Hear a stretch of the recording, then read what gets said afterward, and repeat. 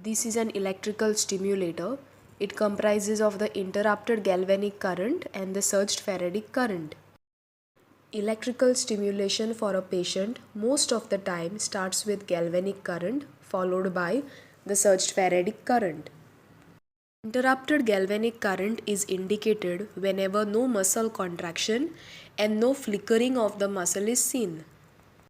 In interrupted galvanic current, the patient experiences a pin pricking sensation which comes and goes regularly. It is used in case of denervated muscles. We use 45 contractions and 2 sets of galvanic current for the limbs and 30 contractions of 2 sets for facial muscles. Put the wires in the respective channels. Apply electrode gel over the electrode pads and spread evenly. Since we are stimulating the extensor muscles of the forearm and the hand, the inactive electrode is placed over the lateral epicondyle and the active electrode is going to be placed over the targeted muscle group.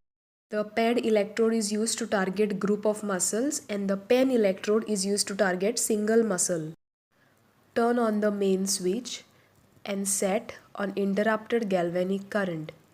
Now increase the intensity slowly starting from 0 until 5 or 6 with the ms duration set to 1 ms.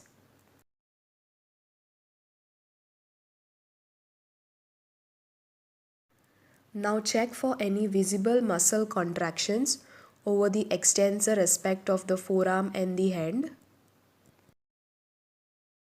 Once visible contractions are seen, count up to 40 contractions and perform 2 sets.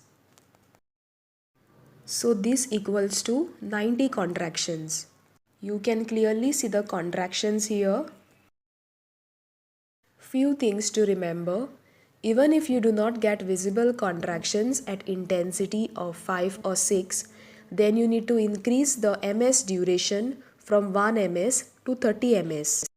Then move the intensity back to 0 and continue in the same manner.